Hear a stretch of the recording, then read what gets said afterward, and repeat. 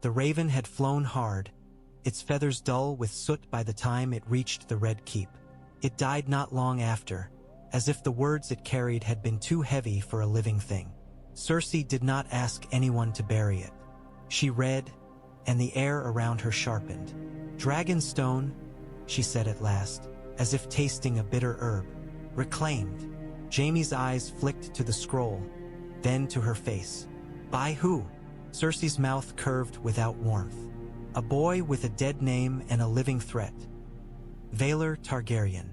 She spat the last word like a seed she wished to crush beneath her heel. A hidden heir, a forgotten branch, a lie someone has chosen to water. Qyburn's pale eyes gleamed with the same small curiosity he might reserve for a new instrument. "Not forgotten," he murmured, "merely concealed. If the claim has roots, Your Grace, there will be men eager to pretend they have always seen the tree." "The realm is already a forest of pretenders," Jaime said. His hand rested near the pommel of his sword.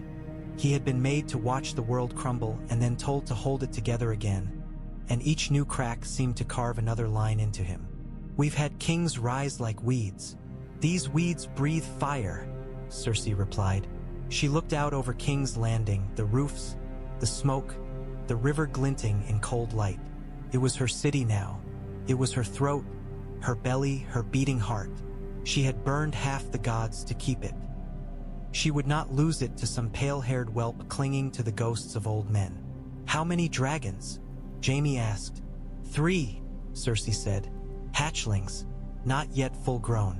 "Yet." Qyburn's lips twitched. "Hatchlings can still kill, if placed correctly." Cersei turned on him. "Then place something correctly," she snapped. "I want every whisper of this boy's origin. I want every maester's scrap, every crone's tale, every sailor's drunken song. If he is truly of that blood, there will be a weakness buried in it. If he is not, then we will dig up his lie and hang it around his neck until it strangles him." Qyburn bowed his head a fraction. "As you command. And I want weapons," Cersei continued, voice low and precise.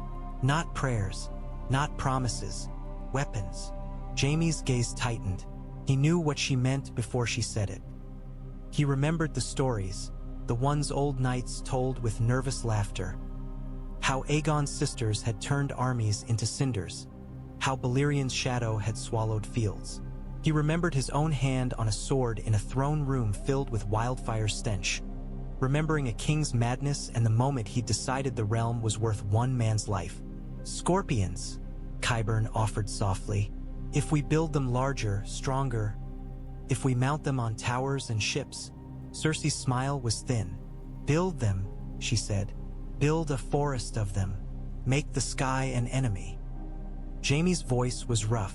"And if the dragons grow before we finish?" Cersei's eyes slid toward Ser Gregor Clegane, silent as death in armor. "Then we do what we have always done," she said. "We make an example." She stepped closer to Jaime, close enough that he could smell the wine on her breath, sharp as vinegar. "You will not soften now," she whispered, and it was not a question. "Not for some bastard dragon." Jaime held her gaze and saw the truth there. No fear, only rage wearing a crown. "I'm not soft," he said. "Good," Cersei murmured, "because neither is fire." She turned back to the city and spoke louder, as if the stones themselves were her court. "Send for Euron Greyjoy," she commanded. "Tell him I have a prize for him. Tell him there are dragons in Westeros again, and I want them chained." Qyburn's eyes glittered. "Chains," he echoed, and for a moment Cersei could have sworn he looked pleased. Somewhere deep in the Red Keep, bells began to ring for a meal, for a prayer, for some small routine that still pretended the world was normal. Cersei listened to none of it. She listened for wings that were not yet here. The raven reached Winterfell with frost in its feathers and fear in its ink. Jon Snow read the message once, then again because the words made no sense the first time. They made too much sense the second. Dragonstone reclaimed. A Targaryen name. Dragons hatched. It was the sort of thing singers told children so they would dream of glory rather than hunger.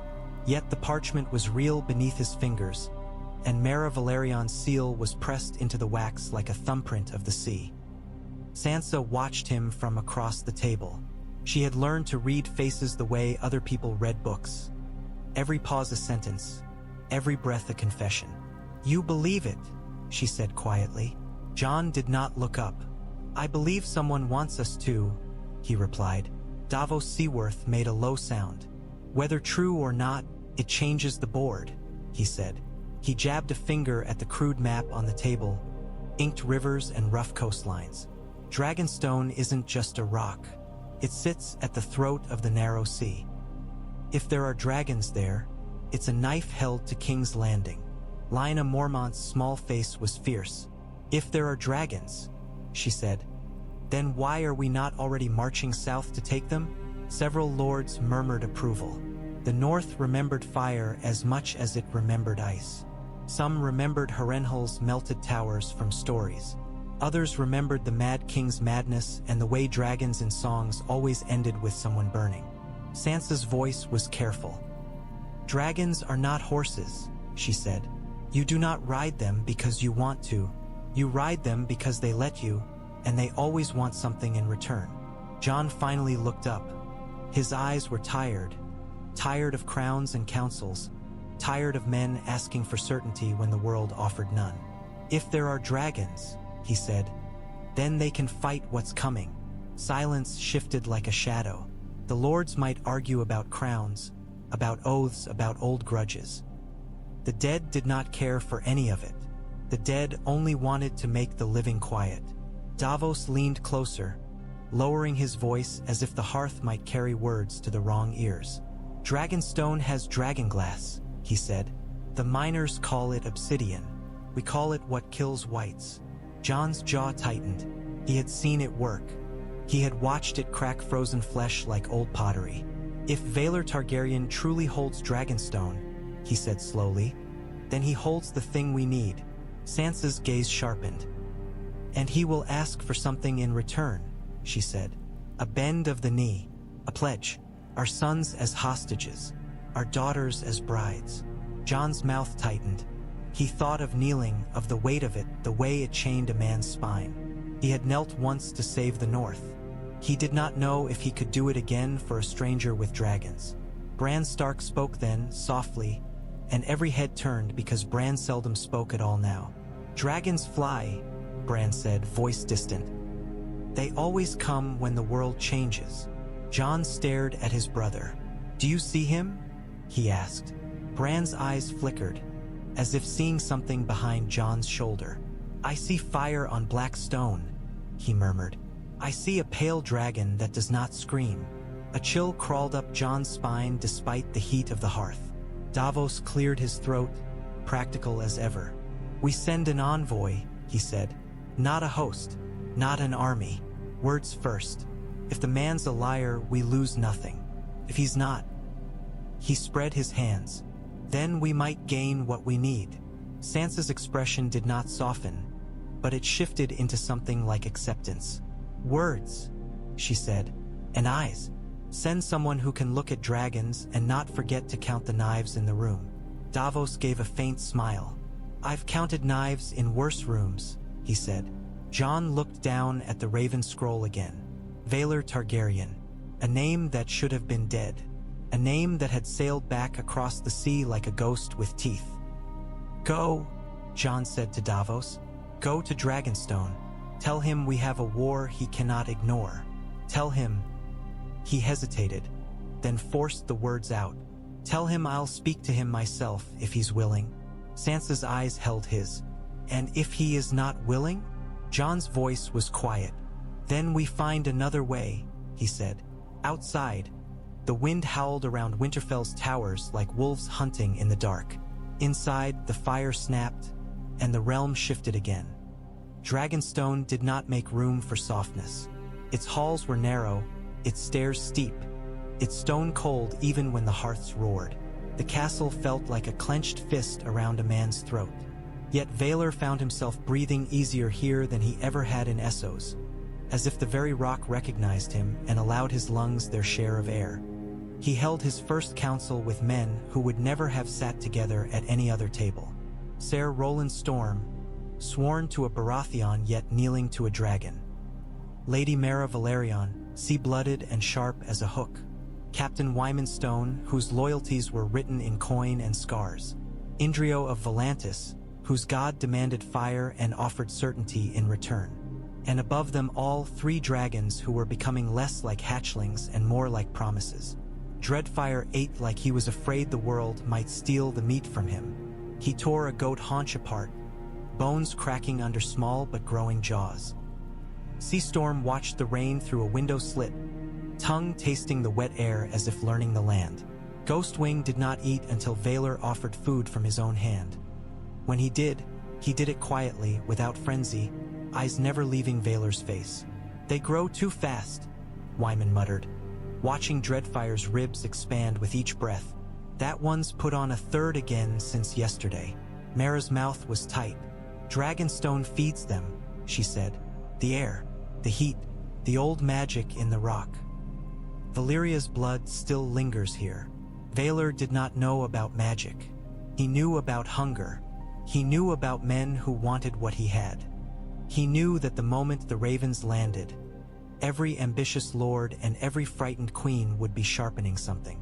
"We need a garrison that is loyal," Roland said. "Not just afraid." Wyman laughed quietly. "Fear's loyal enough," he said. "Fear runs," Roland replied. The first time a dragon screams too loud, a fearful man might decide he'd rather flee than kneel. Vaelor traced the coastline on a map with his finger. The lines led south to King's Landing, west to the Reach, north to the Riverlands and beyond. "Who answers?" he asked. Mara slid a small stack of parchment toward him. Responses to their ravens already returning, ink still fresh. "Some refuse to believe," she said. "Some call you pretender. Some ask for proof. A few offer words that taste like caution." Vaelor read quickly. One lord wrote with trembling flattery and asked for marriage. Another swore fealty if Vaelor would burn his rival's castle. A third spat insults and promised to send Vaelor's head to Cersei Lannister wrapped in dragonhide. Vaelor's mouth tightened. "They want a dragon to solve their feuds," he said. "They have always wanted that," Mara replied. "Even when dragons were gone." Indrio spoke softly by the brazier. "The people will want you," he murmured. "Not the lords, the people. They will want a king who looks like the old stories. A king who can punish lions." Wyman snorted. "People don't crown kings. Steel does." "People feed kings," Indrio countered, eyes bright. "And people hide kings when steel comes." Vaelor's gaze went to the dragons. Dreadfire lifted his head, blood on his chin, and stared back as if he could hear every word. Seastorm flicked his tail. Ghostwing remained still. Vaelor felt the weight of the ring on his finger. It was not heavy, but it pulled like a chain. "We will not rule by burning," he said. The words surprised even him, but once spoken they felt true. "Not first. Not if we can avoid it." Wyman's brows rose. "You sound like a man trying to keep his soul." "I sound like a man trying to keep a realm," Vaelor replied. Roland nodded once, approving. "Then we begin as rulers," he said. "We set law. We set order. We make Dragonstone a place men can come to without fearing they will be flayed for the pleasure of it." Vaelor glanced at Mara. "No pillage," he said. "No rape. No taking from the small folk. Any man who breaks that will face me." Wyman's mouth twisted. "Harsh," he said, almost amused. "Just," Vaelor corrected. Mara's eyes softened for the briefest moment. "Then you will need more than sellswords," she said. "You will need banners." Vaelor pressed his palm to the map over Dragonstone, then slid it outward toward the mainland. "We take the coast," he said. "We take supply. We take loyalty where it can be bought and where it must be earned. And we begin mining the Dragonglass beneath this rock." Roland's eyes narrowed. "Dragonglass?"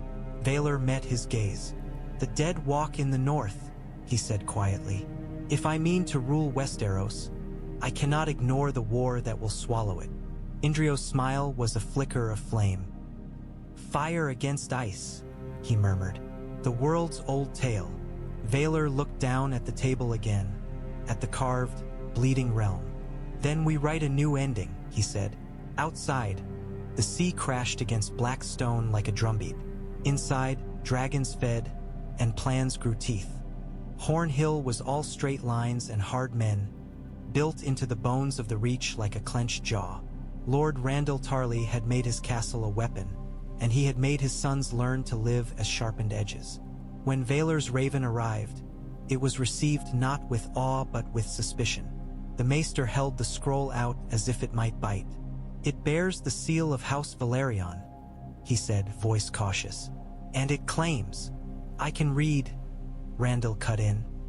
He took the parchment and read it once, expression unreadable. Dickon stood beside him, broad-shouldered, eager, looking as though he wanted the words to become an enemy he could strike. When Randyll finished, he did not throw the scroll into the fire. He did something worse. He crushed it slowly in his fist until the parchment creaked and tore, then let the pieces fall like dead leaves. Aegon's hidden heir, Randyll said, voice low and contemptuous. And 3 hatchlings besides. A child's story to frighten peasants. The maester hesitated. If the dragons are real, then they bleed, Randyll replied. He turned to the map on the table. The Reach was green on the parchment, fat and fertile. The crownlands sat like a bruise along the sea. Dragonstone was a black speck, barely worthy of ink. Cersei Lannister wears the crown, Randyll said. He did not sound pleased about it, but in his mouth it became law. And law is not a thing we change because a foreign-bred boy waves a ring and cries dragon. Dickon's jaw tightened. Will we march, father? Randyll's eyes flicked to his son, then away as if seeing a different boy in his place. A softer one he had once tried to break. We will prepare, he said. We will not let this infection spread. If lords begin bending knee to every Valyrian-haired stranger, the realm becomes a whorehouse of crowns. A captain stepped forward. Word from King's Landing says the Queen wishes loyalty proved. Randyll's mouth thinned. The Queen always wishes, he said. But in this, she is right. The maester shifted, uneasy. Dragons once burned the field of fire. Men still speak of it. Randyll's gaze snapped to him. Men also speak of giants and children of the forest, he said. Do we cower because songs exist? No. We build walls. We forge steel. We stand. He jabbed a finger at the map's coast. Send riders, he ordered. To every bannerman. Gather grain. Gather arrows. If this Valar means to land on Reach soil, he will find it salted with iron. Dickon's eyes shone with something like excitement. And if the dragons come? Randyll's expression did not change. Then we kill the rider, he said. And we pray the beast forgets how to fly. The hall murmured agreement. Men comforted by certainty even when certainty was a lie. Randyll Tarly turned away from the map and toward the training yard beyond the doors. His world was built on discipline. He had survived wars by making his men believe order could tame chaos. He did not yet understand what dragons did to order. Sunspear welcomed heat the way Winterfell welcomed stone. The sun was not an enemy here, it was a ruler. It baked the courtyards and sweetened the air with orange blossoms and salt from the sea. Prince Corin Martell read Valar's letter beneath a lattice of carved stone that turned sunlight into patterns on the floor. His hands were clean, his nails trimmed, his face handsome in the weary way of men who had inherited too much grief. Around him, advisors watched with the cautious stillness of snakes. One was old enough to have known Prince Doran Martell, to have watched the slow collapse of a house that had once stood proud. Another wore the star and sword pin of House Dane and had eyes like twilight, sharp and judging. So, Corin said softly when he finished, the dragons return. An advisor cleared his throat. It could be a lie. Corin's smile did not reach his eyes. All crowns are lies, he said. Some are simply heavier. The woman of House Dane leaned forward, fingertips brushing the wax. Valerion's seal, she murmured. Real enough. And the name, an older advisor said. Targaryen. Qhorin's fingers tapped slowly against the table. Top, top, top. Each sound seemed to summon a memory.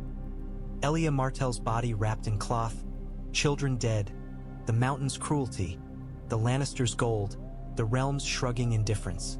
Cersei Lannister sits on the Iron Throne, Qhorin said. And she thinks Dorne has no teeth because we have not bitten in years. A guard shifted by the door, spear held upright, face unreadable beneath his helm. Vaelor Targaryen asks for fealty, Qhorin continued. He offers terms. An advisor's voice was wary. Terms are chains, even when they are gilded. Qhorin lifted the parchment again, reading the lines that promised autonomy, protection, acknowledgement. Promises were easy. Fire was harder. Dragons were hardest. What do we want? He asked, and it was a question that tasted like power. The advisors traded glances, reluctant to speak first. Finally, the older one said, "We want safety. We want our ports free. We want vengeance." Qhorin nodded. "Yes," he said, "and we want the realm to remember that Dorne does not kneel." He stood and walked to the arch, looking out over the courtyard where orange trees swayed gently. "If dragons are real," he said, "then the world changes. If the world changes, men who were powerless yesterday can become kings tomorrow." The Dane woman watched him closely. "And you would gamble Dorne on a stranger's blood?" Qhorin turned back. His smile was sharper now. "I would gamble Dorne on certainty," he said. "Cersei's certainty is cruelty. Vaelor's certainty." He held the parchment up. "Is fire. Fire can be used." He sat again and dipped a quill into ink. "Write to him," he ordered. "Tell him Dorne will hear him. Tell him we will not kneel like dogs. If he wants our spears, he will offer what no Lannister ever offered." "And what is that?" the advisor asked. Qhorin's eyes gleamed. "Justice," he said, "and a marriage alliance, perhaps. Dragons bind best when blood is braided." The ink scratched across parchment. Outside, the sun burned on, indifferent to vows and vengeance. Inside, Dorne began to sharpen. Euron Greyjoy did not kneel to queens, but he liked the way they begged. When Cersei's message reached him, carried by a fast ship and faster fear, he read it on the deck of the Silence with rain dripping from his hair and sea salt crusting his beard. His lips moved as he read, and then he laughed loud, delighted, as if someone had told him the world had finally remembered how to entertain him. "Dragons," he said aloud. His crew shifted uneasily. They were Ironborn, hard men who had drowned boys to make them men. Yet even Ironborn had nightmares, and dragons lived in the oldest of them. Euron turned toward a chest lashed to the deck. "Bring it," he commanded. Two men hauled the chest open. Inside, wrapped in oilcloth and stained cloth, lay a horn longer than a man's arm, dark as old bone. Runes crawled along it like scars. The sight of it made the air seem colder. A maester prisoner. A thin man with chain marks on his neck where links had been torn away, whimpered. "My lord," he stammered. "That thing." Euron's hand silenced him with a gesture. He lifted the horn gently, almost reverently, like a lover lifting a throat. His fingers traced the runes. His smile widened. "Kings think crowns make them gods," Euron said. "Queens think thrones make them safe. But gods," he tapped the horn, "gods are made of fear." The maester shook. "It is said a dragon horn cannot be blown without death," he whispered. "It is said it binds the dragon but kills the man." Euron's eyes gleamed with mockery. "Then I will find a man I do not mind losing." The Iron Fleet sliced through the waves behind them, black sails billowing like carrion birds' wings. Euron stared out at the sea as if it were a road made for him alone. "So," he murmured, "a dragon boy sits on Dragonstone." He tasted the name from the letter Vaelor Targaryen, and it amused him. Targaryens were supposed to be gone. The sea hated emptiness. The sea always filled it with something hungry. Cersei wanted dragons chained. Cersei wanted a rival crushed. Cersei wanted a prize brought to her like a bauble. Euron wanted the sky. He turned to his first mate. "Set our course," he commanded. "Not for King's Landing. Not yet." The man hesitated. "Where then?" Euron smiled at the horizon, teeth bared. "Dragonstone," he said. A wave slapped the prow, and the silence hissed through it like a knife through flesh. Euron lifted the horn and pressed it to his forehead as if listening. "Let the dragon boy keep his hatchlings close," he murmured. "Let him believe the sea is his friend." His laughter rolled out over the deck, and even the storm seemed to pause to hear it. The first attempt on Valar's life came not with a blade in the night, but with a smile and a cup. Dragonstone's servants had been trained under Baratheon rule, quiet, invisible, obedient. Valar had kept many of them, because a castle without hands to scrub and cook and carry was a castle that rotted from within. Mercy was practical. Mercy was also a door, and doors could be opened both ways. Valar walked the narrow passage near the kitchens with Mera beside him. The smell of bread and stew clung to the stone. It reminded him, strangely, of childhood in Essos, of crowded streets and cheap food and the comfort of warmth even when the world was cruel. A servant approached with eyes lowered and a tray balanced neatly. "My lord," the man murmured, offering a cup of spiced wine. Valar took it without thinking. Mera's hand shot out, fast as a striking snake, catching his wrist before the cup reached his lips. "Don't," she hissed. Valar blinked, startled. "What?"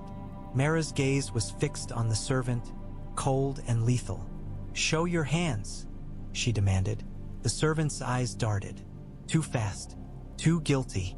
Roland Storm appeared at the passage's far end as if summoned by instinct, hand on sword. Wyman came from behind, silent and sudden, and slammed the servant against the wall so hard the tray clattered. A tiny glass vial fell from the man's sleeve and shattered on the stone. The liquid inside hissed faintly where it touched the floor. Wyman tightened his grip, lifting the servant until his feet kicked uselessly.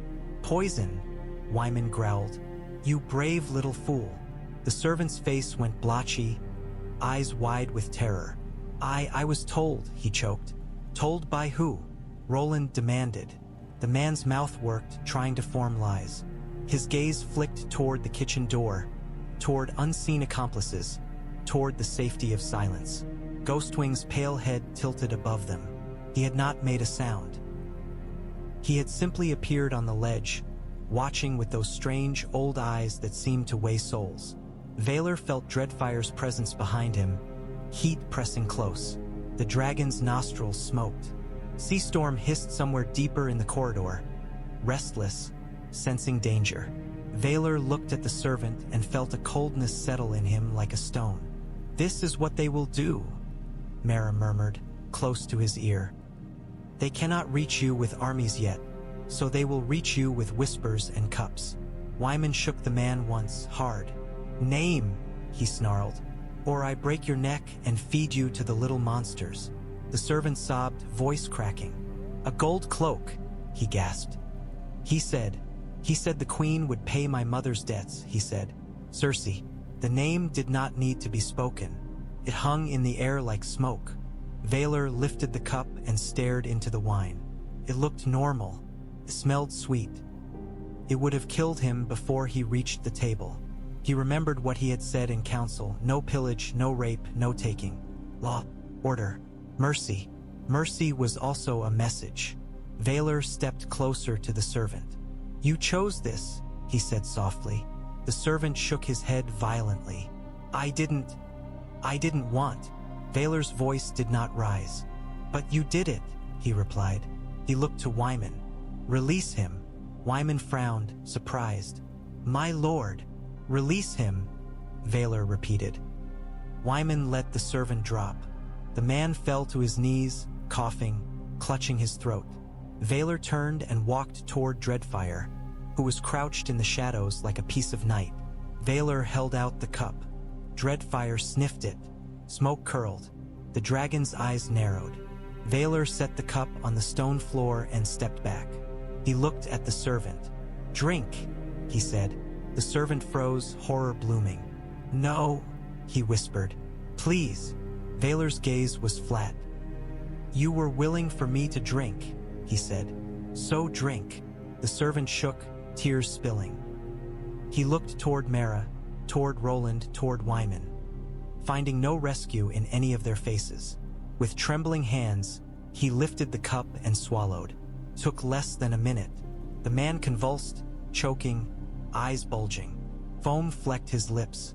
He clawed at his throat and toppled, shuddering. Then he lay still. Silence filled the passage. Valar stared at the corpse and felt something inside him shift. He did not feel joy. He did not feel triumph. He felt understanding. Mera's voice was quiet. "They will learn," she said. Valar looked up, eyes hard. "So will I," he replied. Ghostwing blinked once, slow and deliberate, as if approving. The envoy from the north came not in splendor but in practicality. One boat, one flag, one man who looked as though he had been carved from seawater and stubbornness. Ser Davos Seaworth stepped onto Dragonstone's dock with salt in his beard and caution in his eyes. He had sailed these waters before, had felt the weight of this castle's shadow, had served a Baratheon who believed destiny was a thing you could burn into the world. Now he looked up at dragon-carved stone and saw a different kind of destiny perched above. Valar waited for him in the open, because hiding would have been weakness and weakness was blood in the water. Mera stood at his side like a blade in silk. Roland and Wyman stood behind, watchful in different ways, one loyal to order, the other loyal to survival. Dreadfire clung to the parapet above, larger now, wings half open as if always on the verge of flight. Seastorm paced along black stone, tail lashing. Ghostwing remained in shadow, pale eyes fixed on the newcomer. Davos stopped at the foot of the dock and bowed his head. Not a kneel, not a submission, but a courtesy offered carefully. "Valar Targaryen," he said, voice rough. "That's a name I never thought I'd say aloud." Valar studied him. Davos did not look like a courtier. He looked like a man who had survived too many kings. "Ser Davos Seabort," Valar replied. "The Onion Knight." Davos's mouth twitched. "I've been called worse." Mera stepped forward. "You bring words from Winterfell," she said. Davos said. He glanced upward again despite himself. Dreadfire's head tilted, smoke curling faintly. Davos swallowed. "And I bring eyes," he added, "because words are wind, and I needed to see if this was real." "It is real," Valar said. Davos's gaze returned to Valar, sharp. "Then I'll speak plain," he said. "The North is at war with the dead." Wyman snorted. Roland's expression tightened. Mera's eyes narrowed, as if measuring whether this was madness or truth. Valar did not laugh. "I know," he said. Davos seemed surprised. "You know? I have ravens," Valar replied, "and I have a mind. A king who ignores the war that will swallow his kingdom is not a king. He is a man decorating his own grave." Davos's shoulders eased a fraction, though caution remained. "Jon Snow is king in the north," he said. "He asked me to come. He needs Dragonglass from beneath this rock. He needs allies who understand the world is bigger than thrones." Mera's voice was cool. "And what does your king offer in return?" Davos hesitated, honest enough to show it. "He offers truth," he said at last. "And a meeting. He doesn't give his loyalty cheap. Not after the things he's seen." Wyman muttered, "No man gives loyalty cheap when he knows you want it." Valar stepped closer to Davos, close enough that the salt on Davos's coat mixed with the heat of the dragons above. "Dragonglass will be mined," Valar said. "It will be shipped north. Tell Jon Snow he will have what he needs." Davos's eyes widened slightly. "Just like that?" Valar's gaze was steady. "Not just like that," he said. "In exchange, I want his word that he will meet me. Here. Soon. I want him to look at my dragons and tell me to my face whether he believes I am a liar." Davos gave a slow nod. "That's fair," he said. Mera's voice sharpened. "And if he refuses?" Davos's mouth tightened. "Then we find another way." He echoed Jon's words. But if you mean to fight the dead, you'll need the North. And if the North means to live, it may need you. Valar glanced up at Ghostwing in the shadows. The pale dragon watched Davos without blinking, as if reading something beneath his skin. Valar extended his hand. Davos hesitated only a moment before clasping it. His grip was firm, calloused, real. "Tell your king," Valar said quietly, "that I am not here to burn the world for a chair of swords. I am here to take what was stolen, and to keep it from freezing." Davos held his gaze. "A lot of men say noble things," he said. "We'll see what you do when the knives come." Valar's mouth curved faintly. "The knives have already come," he replied. Above them, Dreadfire let out a low, hungry sound that was not quite a roar but promised one someday. Davos looked up again, and in his eyes fear and hope wrestled like dogs. Then he turned back toward his boat, carrying new weight in his pockets. Dragonglass, words, and the certainty that the world had become dangerous in a new way. Across the sea, another Targaryen tasted the name like poison. Daenerys stood on the deck with the wind pulling at her braids and the sea stretching out like a road paved in steel. Her fleet moved in disciplined lines, ships from Meereen, ships from allied cities, ships bearing Unsullied who did not fear death and Dothraki who had learned to fear dragons more than any god. Tyrion Lannister handed her the parchment with careful hands. His eyes were watchful, wary of her temper and of the old wounds that names could reopen. Varys stood nearby, smooth and calm, though Daenerys knew better than to trust calm in a spider. Daenerys read once, then again, and the muscles in her jaw tightened. "Valar Targaryen," she said aloud. The name sounded wrong in her mouth, like a word borrowed from a stranger's tongue. "A claim," Tyrion said gently. "One that would have been dismissed, perhaps, if not for dragons," Daenerys finished. Above, Drogon screamed, as if hearing his name in her anger. Rhaegal and Viserion wheeled beside him, their wings beating air into storms. The shadows of their bodies passed over the sails like omens. Daenerys' eyes were bright, not with tears but with fire. "Dragonstone is mine," she said, "not as a desire, as a fact written into her bones." Tyrion exhaled slowly. "If this Valar has truly taken Dragonstone, then he has taken your seat," he said. "But he has only hatchlings. You have..." He gestured upward, unable to hide awe even now. "You have the sky." Varys cleared his throat softly. "The realm is weary," he said. "A new Dragonlord, another, could fracture loyalties in ways that benefit no one but Queen Cersei." Daenerys' gaze snapped to him.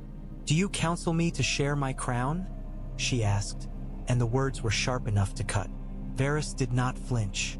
"I counsel you to win," he said smoothly. "And sometimes winning is done with words before fire." Grey Worm watched, expression unreadable. Missandei's eyes were on Daenerys, loyal and worried. Daenerys looked at the sea again, at the horizon that hid Westeros. She had dreamed of that horizon through years of exile, hunger, humiliation. She had built herself from ashes and chains. She had hatched dragons with blood on her hands and death in her arms. She had earned the right to that black rock. And now someone sat on it wearing her family's name like stolen silk. "Who is he?" Daenerys asked. Varys' hands folded. "A rumor given shape," he said. "A young man raised in Essos under Valyrian protection. He claims descent from Aegon the Conqueror through a hidden heir. He has taken Dragonstone without burning it, which suggests restraint or strategy." Daenerys' mouth tightened. "Restraint," she repeated. The word sounded suspicious. Tyrion stepped closer, voice careful. "If he is truly of your blood, he could be a valuable ally," he said. "A marriage alliance, perhaps, or a joint claim." Daenerys' eyes flashed. "I will not marry a stranger because men think a woman's crown must be chained to a man's bed," she said. Tyrion held up his hands, conceding. "Then meet him," he said, "on your terms. Let him look at your dragons and decide if he still wants to pretend." Daenerys stared down at the parchment again. "Dragonstone, Valar Targaryen, 3 hatchlings. Her fingers tightened until the parchment crumpled. "I will not pretend," she said softly. "I will go." Missandei stepped closer. "And if he refuses to yield?" Daenerys lifted her gaze to the sky where Drogon circled like a black sun. "Then he will learn," she said, voice cold, "what it means to take what belongs to a dragon." The fleet cut through the sea, sails straining toward the west. Westeros waited, and in the air above, dragons screamed as if eager for the old world to remember them. Twilight on Dragonstone was not gentle. It did not blush and fade the way it did in green lands. Here the light died like a torch snuffed, leaving the sea dark and the rock darker. Vaelor stood on the battlements with the wind biting at his cheeks and listened to the raven's wings before he saw them. Mera caught the bird with practiced hands, unrolled the message and read. Her face tightened as if the ink itself had cut her. "King's Landing builds scorpions," she said. "The reach stiffens under Randall Tarly. Dorne listens but does not kneel." Her eyes flicked up. "And Daenerys Targaryen sails west." The name hit Vaelor like a fist. He had known she existed. Everyone knew. She was the Dragon Queen in Essos, the breaker of chains, the woman who had done what he had just done, made dragons live. Yet knowing a storm existed was different from seeing it on the horizon. "She will come for Dragonstone," Roland said quietly. "She will come for me," Vaelor replied. Wyman's voice carried from the far end of the wall, sharp with alarm. "Sails," he barked. Vaelor turned. On the horizon, black shapes cut across the sea, ships moving like blades, sails dark as night. They were too far to see banners clearly, but Vaelor did not need banners. He knew the feel of that threat in the air the way a man knew a knife at his back. "Ironborn. Euron Greyjoy," Mera whispered, as if naming him might summon his smile. Vaelor felt Dreadfire's heat behind him. The black dragon scrambled onto the stone spur, wings flaring, smoke curling from his nostrils.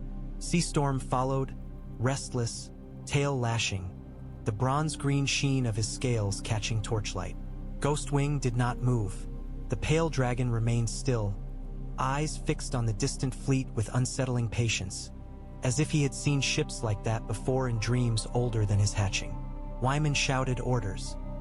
Torches flared along the walls, igniting in sequence, turning Dragonstone's battlements into a ring of firelight.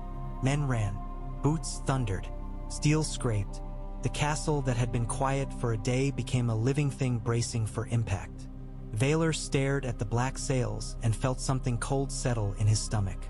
If Euron came, he came to take. He came to steal dragons or die trying. And if Daenerys came, she would not come as a petitioner. 2 storms, one from the sea and one from the sky. Mera stepped closer, voice low and urgent. "You cannot fight both," she said. Vaelor did not look away from the horizon. "Then I will choose which one breaks first," he murmured. Roland's voice was steady, soldier's calm. "We can hold the walls," he said. "We can burn the ships if your dragons are ready." Vaelor glanced at Dreadfire, at Seastorm, at Ghostwing. They were still young. They were still growing. Yet their eyes were bright, their bodies coiled with instinct. "They will be ready," Vaelor said, though he did not know if he was speaking truth or prayer. A raven flapped down onto the stone near his boots. Another message, another wait. Mera snatched it up, read quickly, then looked at Vaelor with something like grim awe. "It's confirmed," she said. "Daenerys sails with 3 grown dragons." Vaelor felt the world tilt slightly beneath him, as if Dragonstone itself had shifted to acknowledge a greater fire coming. Wyman's voice rose again, harsh. "They're closing," he shouted. "Ironborn close." Vaelor's fingers tightened on the stone parapet. He tasted salt. He tasted iron. He tasted the edge of a choice that would shape everything. Behind him, Dreadfire let out a ragged screech, eager and angry. Seastorm answered. Ghostwing's cry came last, quiet, strange, carrying like a whisper through bones. Vaelor lifted his chin and stared into the darkening sea. "Let them come," he said, voice cold as black stone. Dragonstone does not kneel. Dragonstone answered danger the way it answered everything, with stone and storm.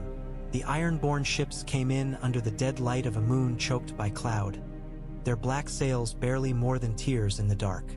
They did not announce themselves with horns. They did not waste breath on threats.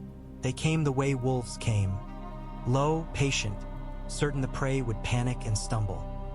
Ser Roland Storm moved along the battlements with a lantern hooded tight, his voice a rasp that carried just far enough to be obeyed. No torches until I say, "Nos shouting."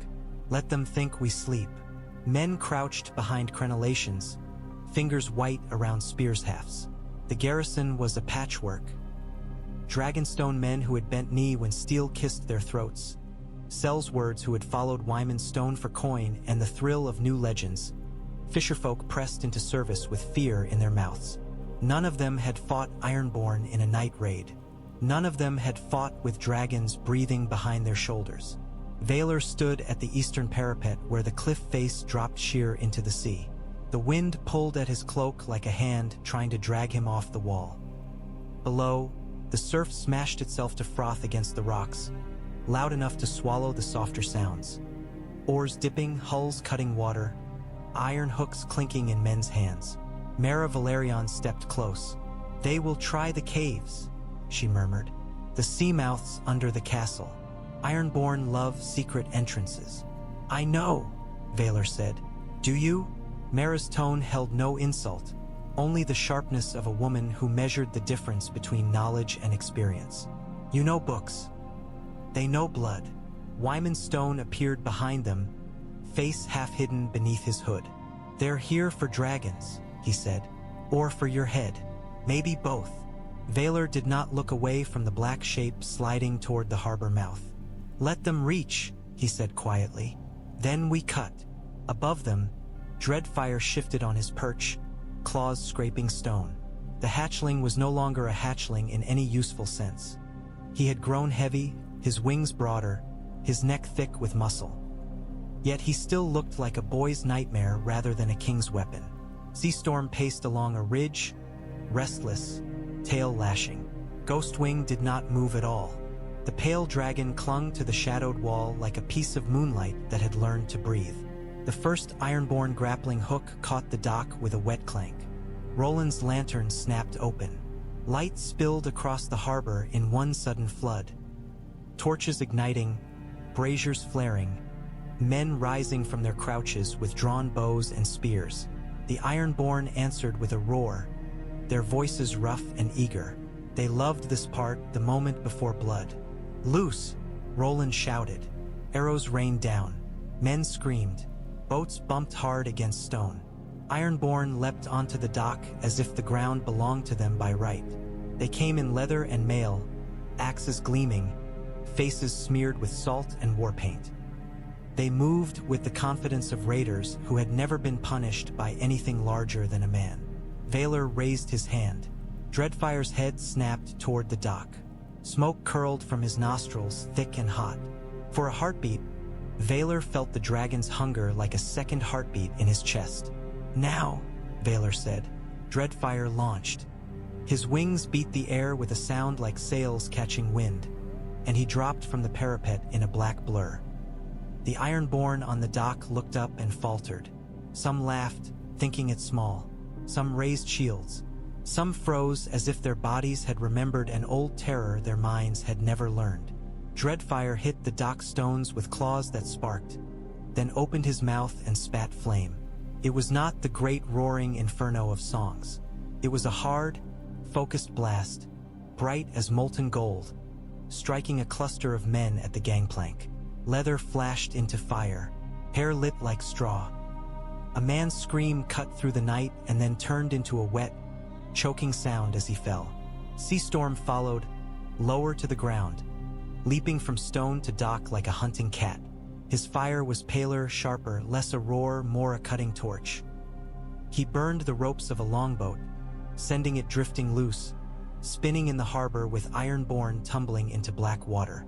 Ghostwing did not burn. Ghostwing dove silent as a thrown knife, wings tucked, and smashed into a man's face. The Ironborn toppled backward, clutching at eyes that were suddenly gone. Ghostwing wheeled and struck again, not roaring, not hissing, simply killing with efficient, chilling purpose. Men began to shout not in triumph but in fear, the kind that turns raiders into prey. On the battlements, Valar watched the harbor become a circle of fire and shadow. He tasted smoke. He tasted salt. He felt the ring on his finger grow warm, as if approving. Wyman Stone spat over the wall. "Good," he muttered. "Very good." Mara's eyes were fixed on the sea beyond the harbor where the largest ship lingered, black and patient. "That one," she said softly. The silence. Valar followed her gaze and saw it. The prow like a beast's jaw, the ship moving as if it had no need of oars. It did not hurry. It watched. A laugh carried over the water, faint but clear enough to raise hair on Valar's neck. Euron Greyjoy was out there, smiling in the dark, waiting for something. Valar tightened his fist. "Bring scorpions to the inner wall," he ordered, "and get men to the caves. If they come through stone, we meet them with steel." Roland nodded, already moving. Below, Dreadfire screamed. A sound small enough to be almost pitiful, and yet sharp enough to promise a future that would break kingdoms. The first wave of Ironborn began to falter. Then a horn blew low, not the dragon horn, but the deep call of raiders rallying, and the ships in the dark shifted course. They had not come only to die on the dock. They had come to find another way in. The seamouths under Dragonstone were older than any Baratheon. They had been carved when the castle was young and the Dragonlords still believed stone should serve them like flesh. Tunnels ran from hidden beaches into the heart of the rock, damp corridors where seawater dripped and echoed like slow footsteps. Wyman Stone had guessed right. The Ironborn did not throw themselves at walls until their axes dulled. They slid through darkness and climbed like rats, and a castle that ignored its belly would be gutted. Valar reached the tunnel entrance with Mara and a knot of men just as the first Ironborn emerged, wet, snarling, eyes bright with the thrill of surprise. They wore short mail shirts, axes held ready, and they came with the certainty of men who expected servants and sleeping guards, not a king with dragons at his heels. Steel met steel. The tunnel rang with it. Wyman fought like a man who had never believed he would die of old age. His sword moved in short, brutal arcs, carving through arms and throats. Roland Storm's men held formation behind him, spears braced, turning the tunnel into a narrow killing ground. Yet the Ironborn pushed hard, bodies piling, and more kept coming, fueled by the knowledge that above them their brothers screamed and burned. A net flew out of the darkness, a weighted thing made of thick rope and iron hooks. It struck Seastorm as he lunged, tangling around his wings. The dragon hissed, thrashing, claws scraping stone. The hooks bit into scale. Valar's blood went cold. "Cut it!" he shouted. Men lunged with knives. Seastorm snapped at them in panic, teeth clicking inches from hands. The dragon did not know friend from foe in that moment. Fear was a blindfold. Another net came, and this one struck Dreadfire, wrapping his neck and foreleg. The black dragon screamed, a ragged sound that filled the tunnel like a child's sob made into a weapon. Smoke poured from his nostrils in thick bursts. From deeper in the tunnel, iron slid, chain being drawn. A harpoon clanked against stone. A voice laughed, distant but unmistakable. Euron. "They mean to take them alive," Mara said, voice tight with horror. "They mean to drag them into the sea like whales." Valar stepped forward into the chaos, ignoring the axe that swung toward him. Wyman intercepted it, blade ringing. Valar pressed his bleeding palm to Dreadfire's jaw. "Look at me," he whispered, the dragon's eye dark, furious, fixed on Valar. The panic did not vanish, but it found a shape. Valar drew breath and thought of fire the way he had in the storm, the way he had in Valyria's vault. "Burn," he said. Dreadfire's throat pulsed. Flame erupted, not outward, but inward, curling along his own scales without harming him. A heat that made the net's rope smoke and then ignite. The hooks glowed red. The rope snapped, The smell of burning hemp filled the tunnel. Seastorm, feeling his brother's freedom, thrashed harder. Valar's men hacked at the ropes while Roland's spearmen held Ironborn at bay. One rope parted. Seastorm's wing came free. The dragon screamed and released a thin, furious stream of fire down the tunnel. An Ironborn man burst into flame. Another dove aside, shrieking. The tunnel became a chimney, sucking smoke toward the sea. Ghostwing struck from above. He had climbed the stone like a lizard, silent, unseen, and now he dropped onto the Ironborn net thrower with all his weight. The man's neck snapped with a wet sound. Ghostwing's pale wings flared once, and in that motion Valar saw something unsettling. The dragon was not panicking. He was calculating. A harpoon flew out of the darkness and clanged off stone inches from Valar's head. Another struck the floor, skipping. Then the chain went taut, and a heavy pull yanked at Seastorm's net again. Stronger, relentless. Valar's eyes narrowed. "They have winches," he said. "They've set up a pull point deeper in the tunnel." Wyman swore. "We can't get past that many in the dark." "We can," Mara said, and her gaze flicked to the pale dragon. "Ghostwing can." Valar understood without words. Ghostwing did not roar. Ghostwing did not announce. Ghostwing could slip through darkness like death. Valar lifted his hand toward Ghostwing. The dragon's pale eyes met his. For a heartbeat, Valar felt something brush against his mind, cool, strange, as if touching ice that was not cold but alive. "Go," Valar whispered. Ghostwing vanished into the smoke. The tunnel fight raged on. Men screamed. Blood slicked stone. Seastorm's wing flared and clipped a torch, sending flames spinning. For a moment, the tunnel was lit in orange, showing Ironborn faces twisted in rage and fear. Then, from deep in the darkness, a scream rose, high, wet, abrupt. The chain went slack. Ghostwing returned through the smoke with blood on his jaws, not his own. Behind him, the dragging force ceased. The net around Seastorm loosened. The dragon tore free with a savage jerk, claws ripping rope and flesh alike. The Ironborn line faltered. Their confidence cracked. Wyman drove his sword into a man's belly and kicked him back into the tide of bodies. "Out!" he roared. "Back to your holes!" The surviving Ironborn began to retreat, cursing, dragging their wounded, their boots splashing in shallow seawater as they fell back toward the hidden beach. They did not flee like cowards. They fell back like men who had met something worse than death. Valar watched them go, chest heaving, his palm burned and bleeding. He tasted smoke and blood and something else. Something like dawning comprehension. This was only the beginning. Outside, in the harbor, fire still burned on the water. And somewhere beyond the smoke, the silence watched, patient, as if Euron Greyjoy was smiling wider at the sight of Valar's dragons fighting like cornered beasts. He had seen their strength. Now he would try another way to steal it. By morning, the harbor looked like a butcher's yard washed by tide. Blackened hulls drifted in lazy circles, their timbers still smoking. Bodies bobbed against pilings, faces pale as fish bellies.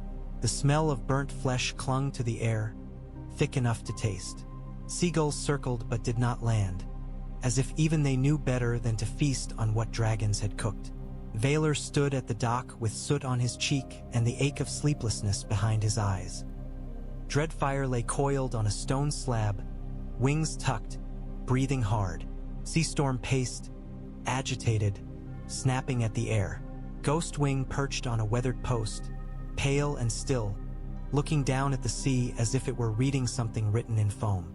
Wyman Stone's men dragged an Ironborn captain onto the dock. The man was broad, hair braided with bits of bone, axe still clenched in his fist despite the rope biting his wrists. His eyes were hard, but fear lived there too, fear disguised as contempt.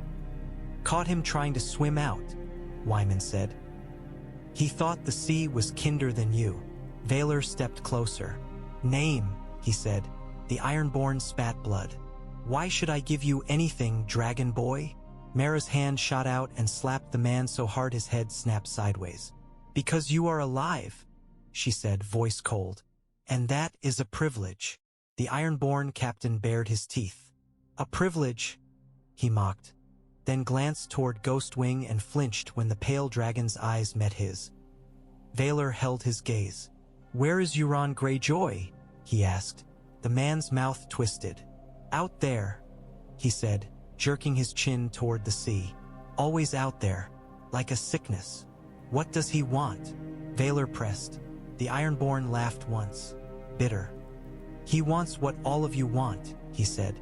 A crown, a story, a sky that belongs to him. Valar's fingers tightened. He brought nets, he said. Chains, harpoons. He wanted my dragons alive. The Ironborn captain's eyes flickered. He admitted. Alive, bound. His. Mara's voice was a knife.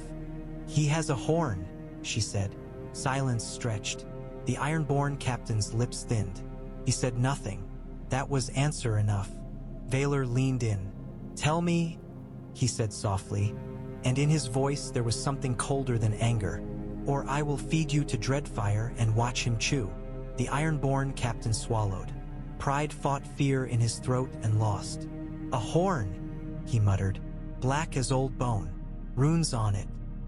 He says it can make dragons bow. Indrio of Volantis arrived then, bareheaded in the morning chill, his red robes stained with ash. His eyes shone too brightly for a man who had slept. A dragon horn, he murmured, almost reverent. There are old tales. Valyria made many tools, and some were blasphemies. Roland Storm's face tightened. If that horn is real, then our dragons are in danger, he said. Valar looked toward the sea. The silence was not visible now, hidden behind a curtain of mist, but Valar could feel it there like a splinter under skin. We cannot wait, Valar said. He turned to Wyman. Take 2 swift galleys, men who can row until their arms tear. We hunt their stragglers. We take prisoners. We find the horn. Wyman's grin was hard. A hunt, he said, pleased in the way only killers were pleased. I like hunts. Mara stepped closer, voice urgent. And if Euron waits for you? She asked. Valar's eyes narrowed. Then he waits, he said, but he will not be the only one with teeth. He glanced at the dragons. Dreadfire lifted his head, smoke curling faintly. Seastorm hissed as if eager. Ghostwing remained quiet, watching the mist with that unsettling patience. We go now, Valar said. The galleys pushed out an hour later, oars biting water. Valar stood at the prow of the lead ship with the wind whipping his cloak and the smell of smoke still clinging to him. The dragons clung to the rigging and railing, wings folded tight, eyes scanning sea and sky. The water was calmer than the night before, deceptively gentle. It lapped against the hull like a cat pretending to be tame. They found the first Ironborn longboat drifting near a cluster of jagged rocks, its sail half-burnt. Men clung to it, exhausted, eyes hollow. When they saw Valar's dragons, they began to sob, not in bravery but in relief, as if surrender was mercy. Wyman's men hauled them aboard, binding hands. One man spit curses until Ghostwing leaned close and stared at him, and then the man went silent, trembling. No horn. They found another ship, a smaller raider with blood on its deck and a broken mast. They boarded it, searching holds and chests, prying up floorboards. One of Wyman's men shouted when he found a bundle of leather wrapped around something long. Valar's heart hammered as he stepped closer. It was a spear. Just a spear, old and ornate, not a horn. The disappointment tasted like ash.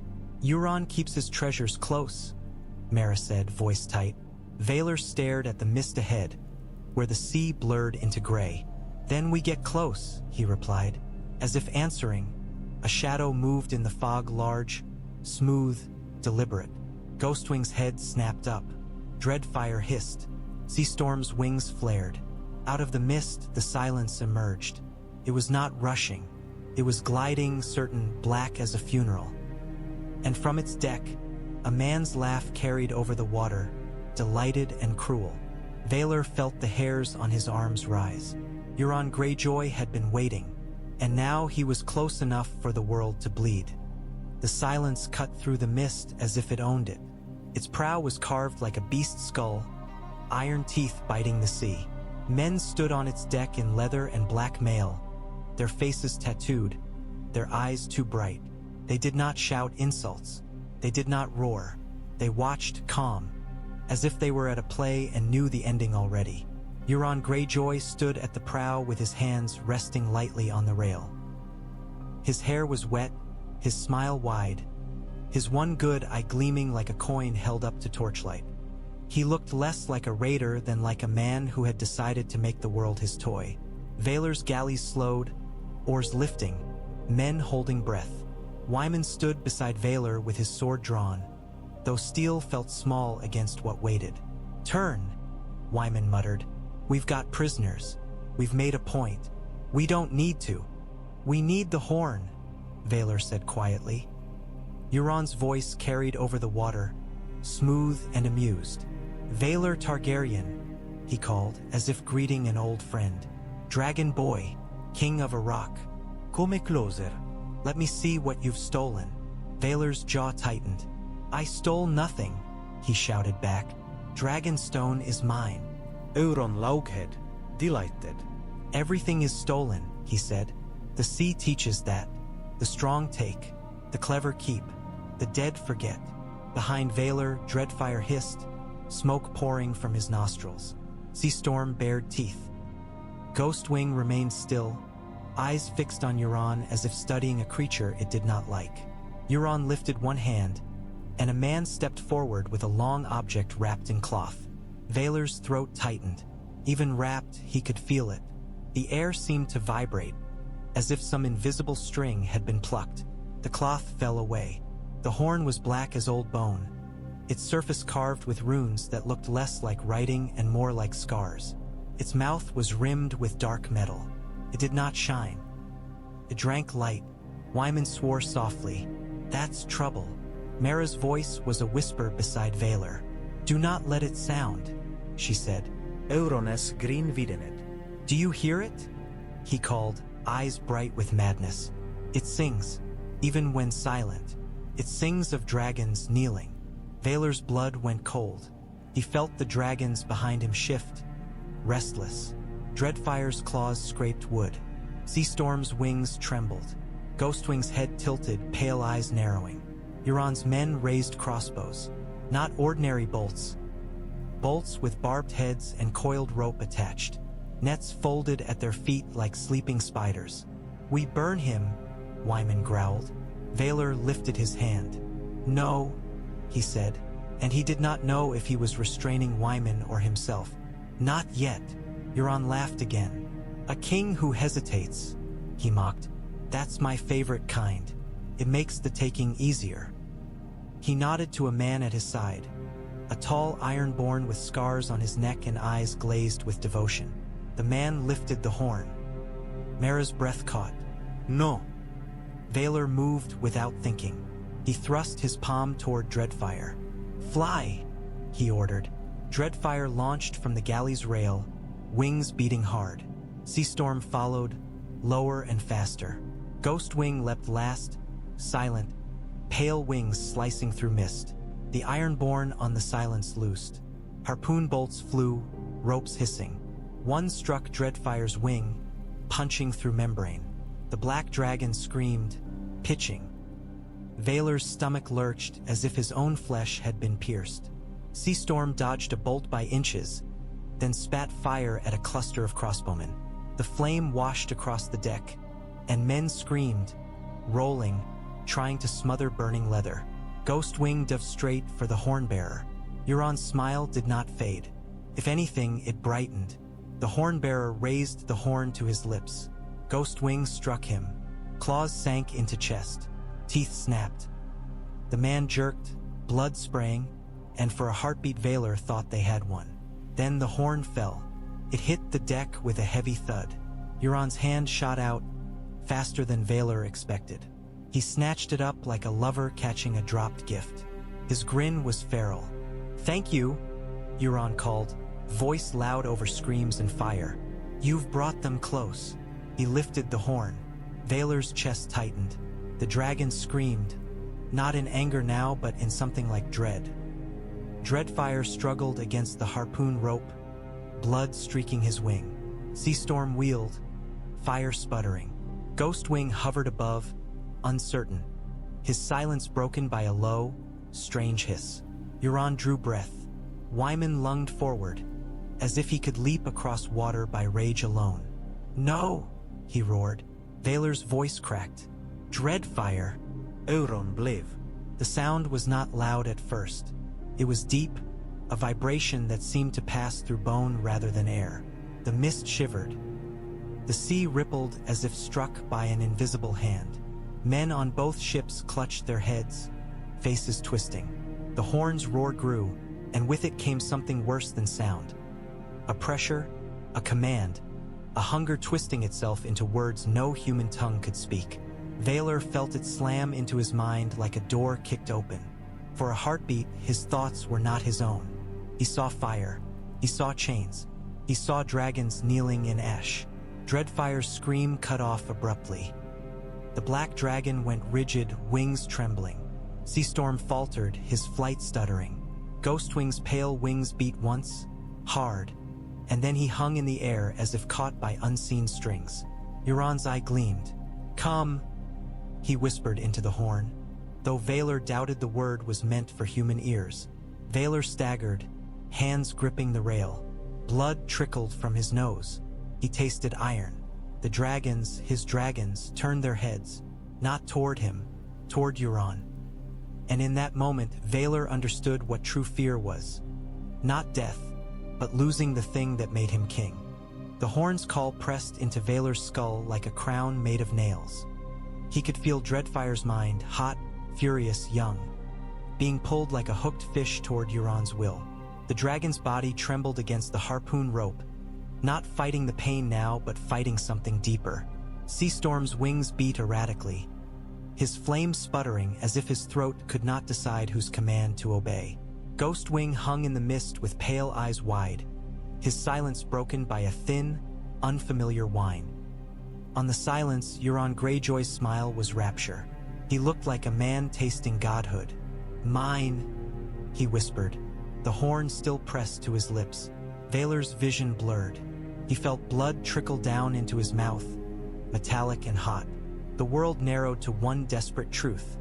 If the dragons turned fully, Dragonstone would be nothing but a rock again, and Valar would be a boy with a dead name. Mara's hand clamped onto his arm, nails digging. "Fight," she hissed. "Fight him. You have them." "I." Valar tried to speak, but the horn's vibration swallowed his words. Indrio of Volantis was not there on the sea, but Valar heard the priest's voice in memory, murmuring fire and blood as if it were a key. He heard Mara's earlier words too, blood remembers. Valar looked down at his ring. Iron, cracked, worn by centuries of hands. Aegon's mark, or the mark of those who had served him close enough to fear for his bloodline. Valar bit his lip until pain flared, sharp and grounding. He dragged his dagger across his already burned palm. Blood welled again, hot and real. "Remember me," he whispered, not to the ring, but to the dragons, to the thing in him that had awakened them. He raised his bleeding hand toward the sky. Dreadfire's eye flicked toward him. For an instant, Valar felt the dragon's confusion like a heat wave. Two commands tearing at him, one foreign and crushing, one familiar and raw. Valar spoke not in High Valyrian, not in the tongue of courts, but in the wordless language of need. "Come back," he breathed. The horn roared again. Euron's face tightened with effort. Sweat beaded on his brow. The runes on the horn seemed to drink it. His men watched him with worshipful horror. Dreadfire's wings spasmed. The harpoon rope snapped taut, dragging him lower. Seastorm's flame died completely. Ghostwing drifted sideways as if the air itself had turned thick. Then, above the chaos, a shadow passed over the mist like a storm cloud. Not Valar's dragons. Something larger. A roar split the sky. Massive, furious, alive with thunder. Valar's head snapped up. Through the fog, a black shape descended like judgment, wings wider than sails. Drogon's scream tore through the horn's vibration, overwhelming it, drowning it. The mist rippled in his wake. Behind him, two more shadows, Regal and Viserion, circled like knives. Daenerys had arrived sooner than any raven could warn. Euron's grin widened even as his eye glittered with sudden hunger. "Ah!" he breathed into the horn. "More!" Drogon dove toward the silence. Euron's men loosed scorpion bolts. One struck Drogon's shoulder and bounced off scales like a child's toy. Drogon's fire erupted, an ocean of flame that rolled across the silence's deck, turning men into screaming silhouettes. Euron stumbled back, horn still in hand. The vibration stuttered as Drogon's roar and fire smashed into the air. Valar felt the pressure in his skull ease for a heartbeat. It was like a fist loosening. "Now!" Mara screamed. Valar poured everything he had into that moment. He reached for Dreadfire not with words but with blood and memory.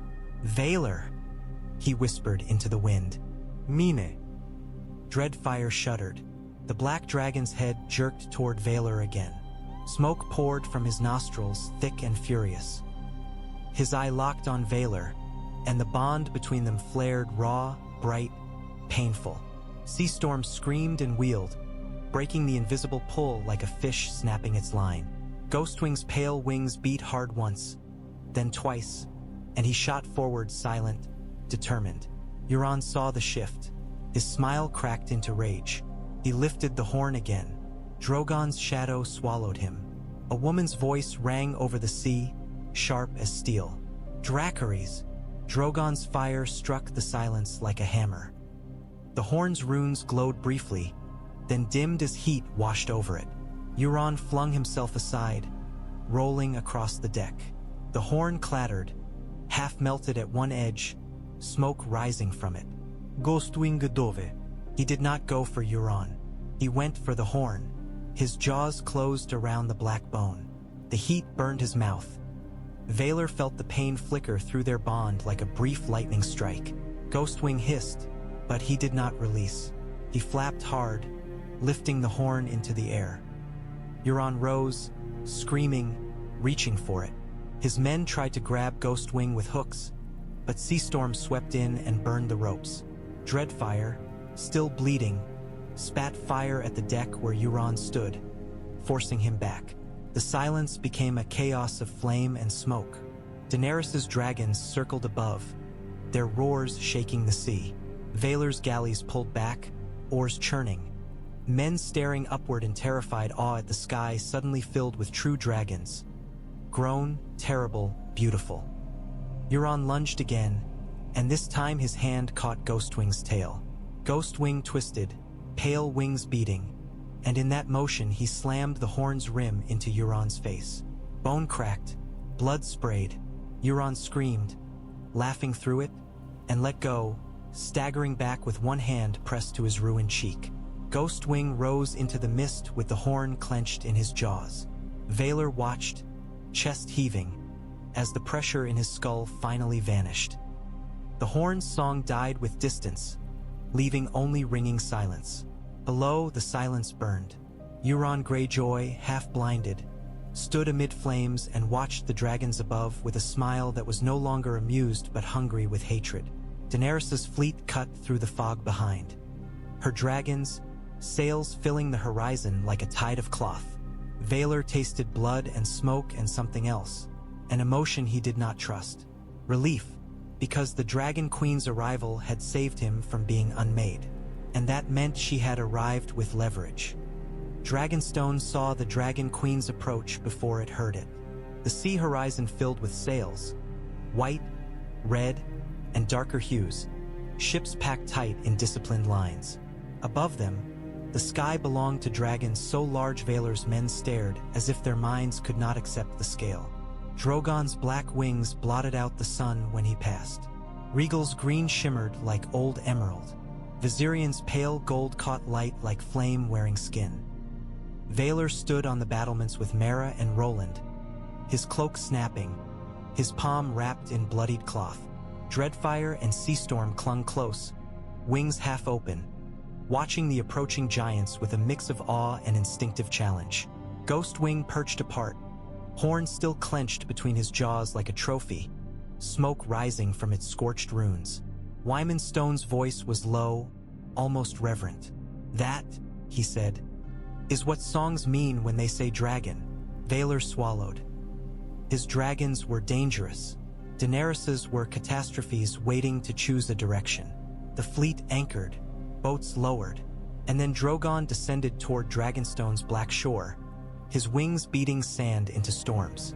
Men on the battlements flinched, some dropping to their knees. Even the bravest could not help it. The body understood power before the mind could rationalize it. Daenerys Targaryen slid from Drogon's back with practiced grace.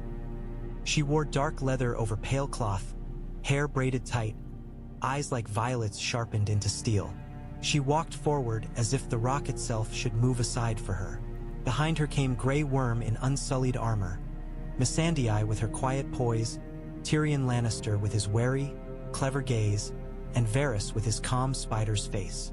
Vaelor descended the stairs to meet her in the courtyard. As he walked through Dragonstone's carved corridors, his men watched him with the wide-eyed expectation of people who wanted a king who could not be frightened. Vaelor felt fear anyway. He carried it the way he carried his ring, close, hidden, heavy. In the courtyard, Daenerys waited. Drogon crouched behind her, eyes burning. Regal and Viserion circled above, occasionally landing on outer spires like living towers. Vaelor's dragons clung to the stone near him, small by comparison, but their eyes did not lower. Ghostwing landed behind Vaelor with a soft thud and dropped the horn at his feet. It hit stone with a dull, ominous sound. Daenerys's gaze snapped to it. For a fraction of a heartbeat, something like surprise flickered across her face. Then it hardened. "You have my home," she said, voice clear, carrying across the courtyard. Vaelor met her eyes. "I have my birthright," he replied. Tyrion's eyes flicked between them like a man watching two blades drawn in a narrow room. "We might begin with." Daenerys lifted a hand, silencing him without looking. Her attention did not leave Vaelor. "Dragonstone belonged to House Targaryen," she said. "It belonged to me when I was nothing but a girl sold to a horse lord. It belonged to me when I walked into fire and came out with dragons.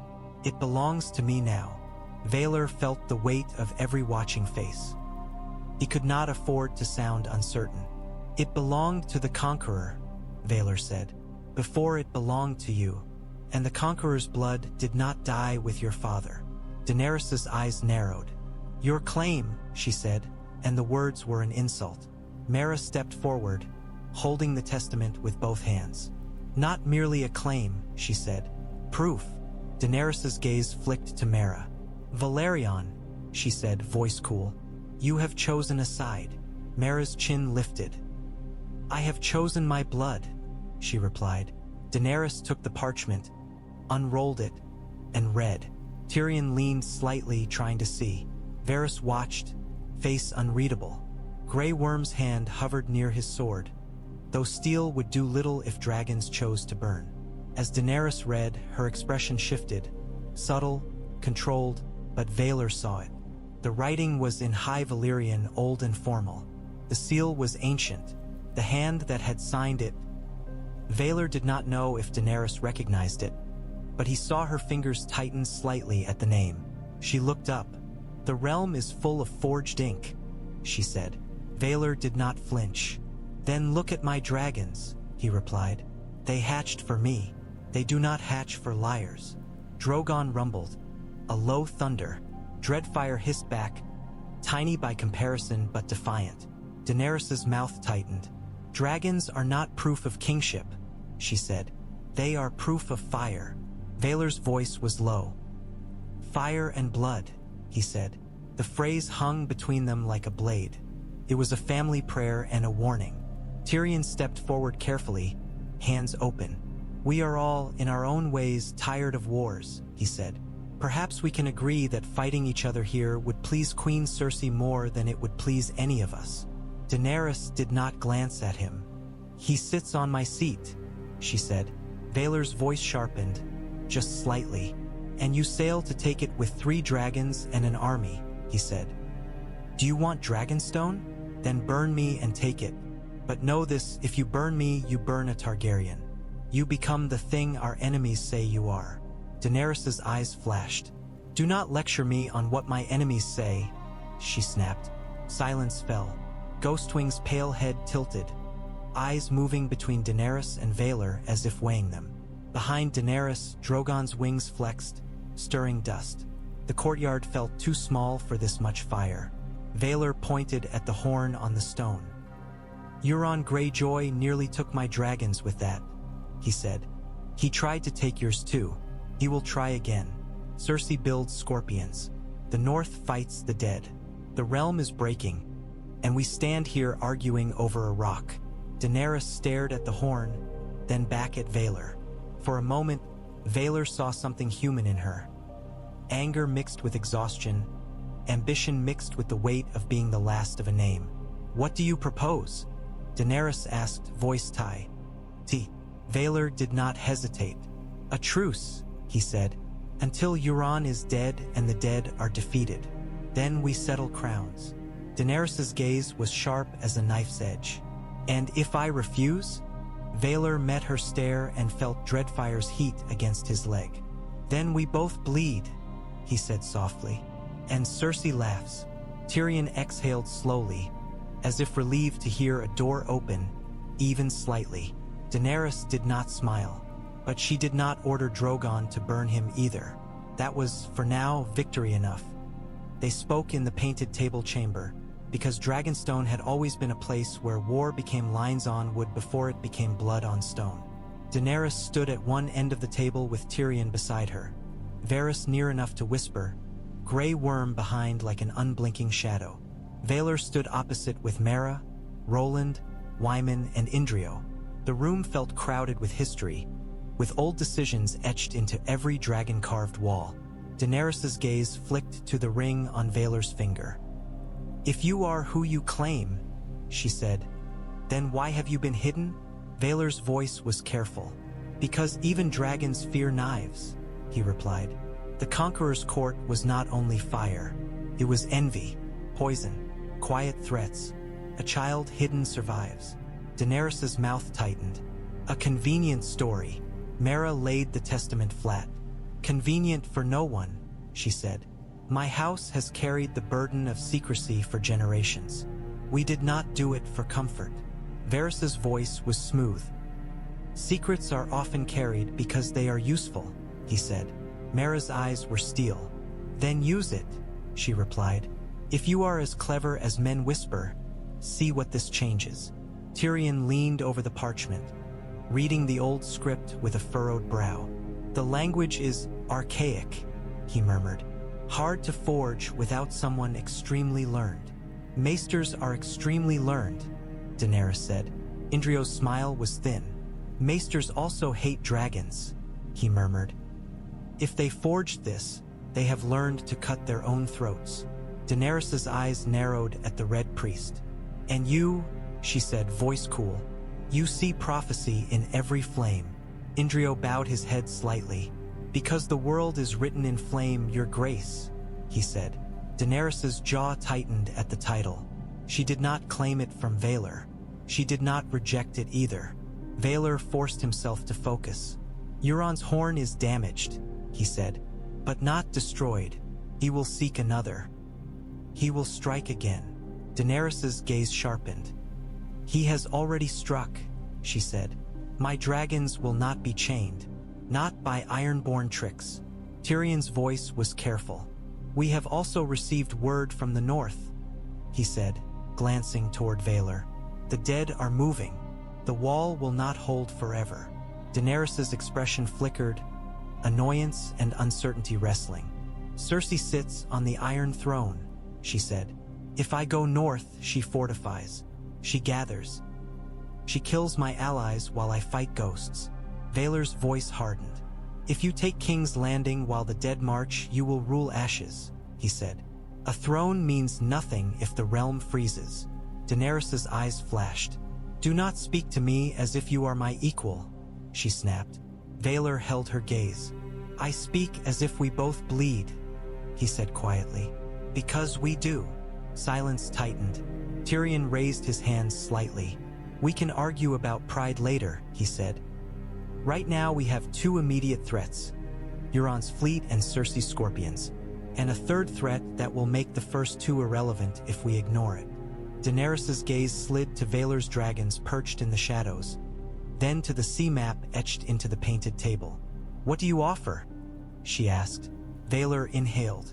"Dragonglass," he said. "Miners already dig beneath this rock. I will send it north by the ton. I will send men to help shape it into weapons. I will send my dragons to scout if they grow strong enough." "And what do you ask?" Daenerys pressed. Valar's answer was honest enough to sting. "Time," he said, "and recognition that I am not your enemy." Daenerys's mouth tightened. "Recognition," she repeated. "You want me to validate your claim. I want you not to burn me for it," Valar said. Wyman's voice rumbled. "And if you do," he muttered, nodding toward Daenerys, "don't be surprised if the realm calls you what it called your father." Daenerys's eyes snapped to him, dangerous. Grey Worm's hand moved slightly. Valar cut in before blood could ignite. "If you want Dragonstone," he said to Daenerys, "then I will not leave it, but I will share it. A joint command here, a combined council. Your fleet can use our harbor. Our minds can feed your war." Daenerys's expression was tight, as if swallowing something sour. "You ask me to share my home," she said. Valar's voice was low. "I ask you to share a weapon," he said, "because the realm will not survive if dragons fight dragons here." Tyrion watched Daenerys closely. "A practical arrangement," he offered. "Temporary, until we deal with Euron and the dead." Varys nodded slowly. "And perhaps," he said softly, "it avoids giving Queen Cersei a story she can sell to frightened lords. Two Dragonlords burning each other while she plays defender of the realm."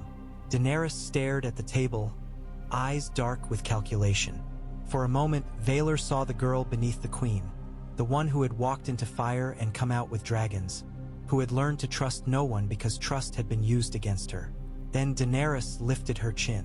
"You will bend the knee," she said. The words fell like a gauntlet. Valar's chest tightened. "No," he said. Daenerys's eyes flashed. "Then you will always be a threat," she replied. "A rival, a spark that could turn my allies against me." Valar's voice was steady, though his hands clenched beneath the table. "If I bend," he said, "I become a tool, and tools are discarded." Daenerys leaned forward. "And if you do not bend," she said, "you become ash." The room held its breath. Tyrion spoke carefully before fire could become action. "We have an enemy fleet near these waters," he said. "Euron Greyjoy has already shown his hand. He will strike again, perhaps." His eyes flicked to the horn, then to Daenerys's face. "Perhaps we might agree on a test of strength that benefits us both." Daenerys's gaze narrowed. "A test," she said. "A hunt," Tyrion replied. "We take our dragons together and end Euron before he ends us. If Valar's claim is a lie, it will fall apart. Under pressure. If it is not," he spread his hands, "then at least we have one less enemy and a reason for the realm to fear us less." Daenerys's jaw worked. She looked at Valar, then at the sea beyond the window slit where mist still clung. Finally she said, "Very well." Valar's breath caught. "Very well," she repeated, voice cold. "A truce, until Euron is dead." "And after?" Valar asked. Daenerys's eyes were merciless. "After," she said, "we will see who the dragons choose." The words chilled Valar more than any northern wind. But it was a truce. And in Westeros, a truce between Dragonlords was rarer than a gentle winter. Euron Greyjoy did not run. He drifted. His ships lingered like sharks beyond the reach of easy arrows, watching Dragonstone's waters with the patience of predators. He let the charred remnants of his raid float as warnings. He let rumors spread of a horn that could make dragons kneel. He wanted fear to soften the realm before his axe fell again. But dragons did not wait for softening. At dawn, Daenerys and Vaelor stood on Dragonstone's highest ridge where the wind hit hardest and the world looked small. Drogon crouched nearby, black scales catching light like wet stone. Rhaegal and Viserion perched farther off, restless. Dreadfire and Seastorm clung to a lower outcrop, eyes wide, their bodies tense with the instinct to either worship or fight. Ghostwing sat apart with his pale wings folded tight, the half-melted horn at his feet, runes cracked. Daenerys looked down at Vaelor, chin lifted. "Do not get in my way," she said. Vaelor met her stare. "Do not burn my men," he replied. For a heartbeat, they were two blades held edge to edge. Then Tyrion cleared his throat from behind them, voice dry. "If you two are done threatening each other," he said, "perhaps we could discuss the order of attack." Daenerys's mouth tightened. Vaelor almost smiled, and the fact that he almost smiled surprised him. They launched together. Drogon rose first, wings beating air into thunder. Vaelor's chest tightened at the sheer force of it. Rhaegal and Viserion followed, their wing beats turning the sky into a living storm. Then Vaelor's dragons, smaller, fiercer, leapt after, climbing on the currents left by their larger kin. Dreadfire struggled at first, wounded wing flapping unevenly, but he pushed, stubborn. Seastorm darted like a spear. Ghostwing rose silent, pale against the morning light. From below, men on Dragonstone's walls watched with mouths open, as if the world had decided to show them a god. The sea stretched beneath them, steel blue and deceptively calm. Ahead, black sails dotted the horizon. Euron's fleet. As they drew close, Vaelor felt the dragon's instincts shift. Daenerys's dragons roared, eager, angered by the memory of the horn's pull. Vaelor's dragons hissed, smaller roars answering. Euron's ships moved to meet them, forming a loose crescent, scorpions and crossbows already set, nets coiled. The silence sat at the center like a heart, its deck crowded. Vaelor spotted Euron at the prow, hair whipping, his ruined cheek bandaged crudely. Even from this distance, Vaelor could feel the man's gaze, hungry, amused, unafraid. "Split," Daenerys ordered, her voice carried by wind and authority. She leaned forward on Drogon, eyes bright with battle. Vaelor did not argue. He guided his dragons with instinct more than command, following the flow of Daenerys's attack. Drogon dove first. Fire exploded from his mouth in a torrent. The sea itself seemed to recoil. A ship caught it full and vanished behind flame and smoke. Men screaming, sails turning to ash. Rhaegal swept low, burning another vessel's mast and sending it collapsing like a felled tree. Viserion's fire was paler, hotter, cutting through wood and iron alike. Vaelor's dragons followed, darting in the chaos. Seastorm scorched a rope line, sending a longboat drifting helplessly. Dreadfire, despite his injured wing, spat fire at a cluster of net throwers, forcing them to dive aside. Ghostwing dove onto a scorpion crew and ripped throats without wasting flame. Euron's men loosed bolts. Harpoons hissed upward. One struck Rhaegal's flank and bounced off. Another struck Viserion's wing membrane and tore through, drawing a line of blood. Viserion roared, furious. Daenerys's face twisted with rage. She pulled Drogon around, diving toward the silence itself. Euron did not flee. He lifted his arms wide as if welcoming death. Vaelor's heart hammered. "He wants you close," he shouted, though he doubted Daenerys heard. Then the horn sounded again.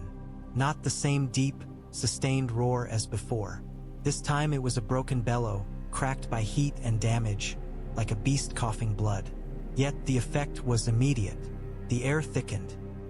The dragons faltered mid-flight. Vaelor felt the pressure slam into his skull again, weaker but still vicious. He tasted blood instantly. Dreadfire screamed, wings twitching. Seastorm's flight stuttered. Ghostwing wavered, pale body tilting as if the sky had shifted. Daenerys's dragons reacted too. Drogon roaring in anger, Rhaegal's wings jerking, Viserion's head snapping toward the silence with a strange, unwilling pull. Daenerys's face went pale with fury. "No," she hissed, gripping Drogon's scales. No. Euron's laugh carried over the water, loud enough to hear even through wind. "Come," he shouted. "Come to me, beautiful beasts. Come to your master." Valar's stomach clenched as he saw Viserion dip lower, drifting toward the silence as if drawn by chains. Daenerys's eyes widened. Fear flickered, rare, sharp. Valar's mind raced. The horn was damaged, but it still had teeth. Ghostwing, pale and silent, did something strange. He did not fight the pull directly. He slid with it, letting it carry him closer to the silence in a smooth, deliberate glide. For a heartbeat, Valar thought Ghostwing was succumbing. Then Ghostwing folded his wings and dropped. He fell like a spear. He hit the silence's deck near the Hornbearer with all his weight, claws sinking into wood. The Hornbearer, a man with lips already blackened from the effort, jerked in surprise. Ghostwing's jaws snapped shut on the horn itself. Heat flared. The horn's cracked runes glowed. Ghostwing hissed, pain flashing across Valar's bond like a hot needle, but the pale dragon did not release. He wrenched. The horn tore from the man's hands. The man screamed. The horn's sound cut off mid-bellow. The pressure in the air snapped like a rope. Viserion jerked away from the silence as if waking from a nightmare. Drogon roared, furious and Dean. Aerys' eyes blazed. "Dracarys!" she screamed. Drogon's fire engulfed the silence's deck. Ghostwing launched upward with the horn in his jaws, pale wings beating hard through smoke. Behind him, flames rolled across Euron's ship.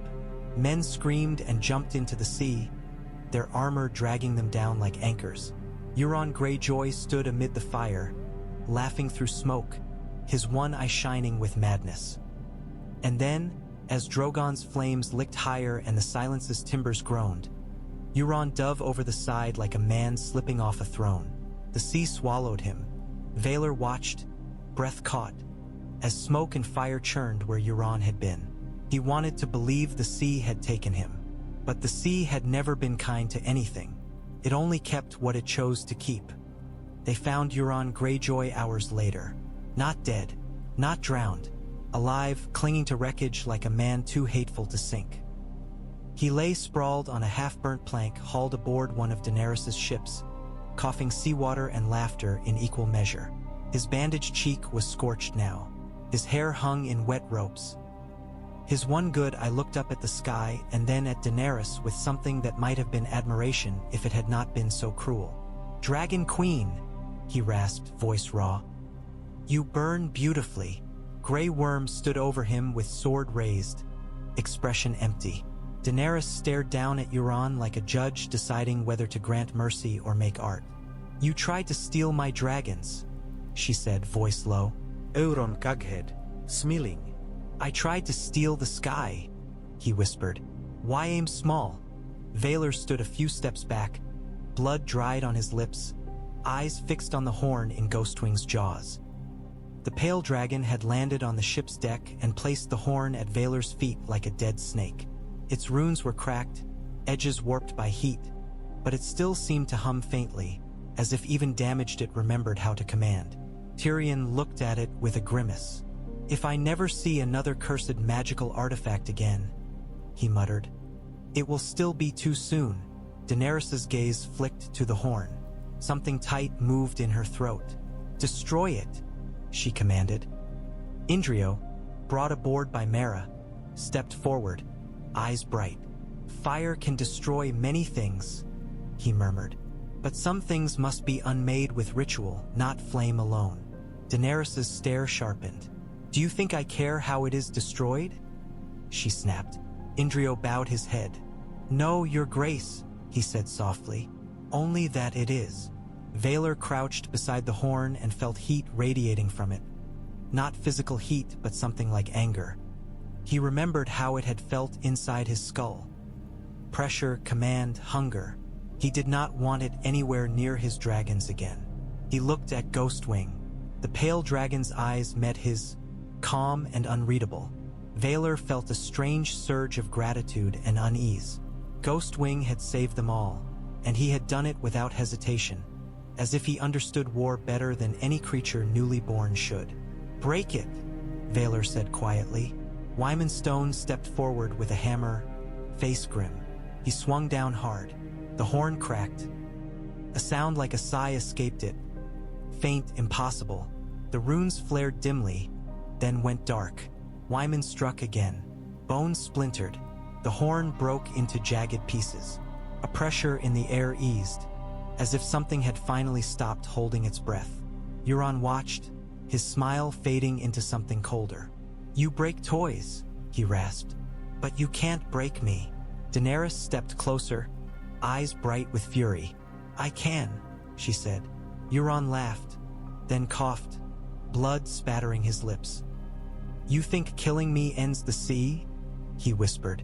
"The sea always returns. The sea always takes." Grey Worm's sword lifted higher.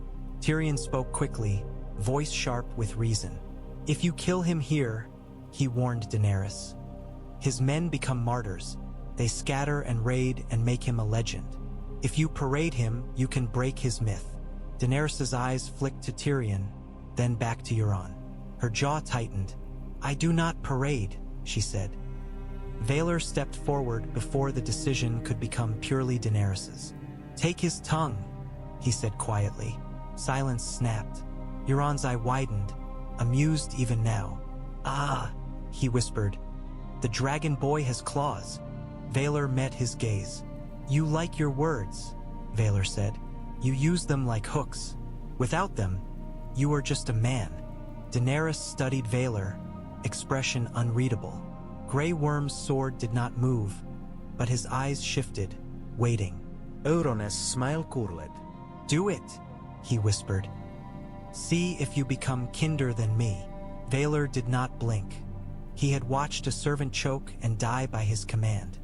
He had felt the horn try to pull his dragons away like stolen horses. He had learned that mercy was not always mercy. It was sometimes invitation. "Do it," Vaelor repeated. Grey Worm moved.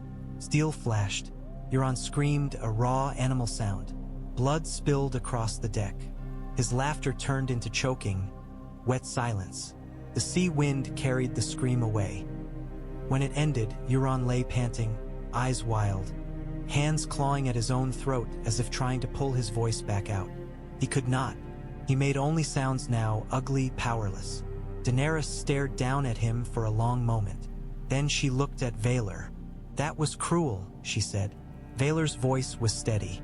"It was necessary," he replied. Daenerys' eyes narrowed.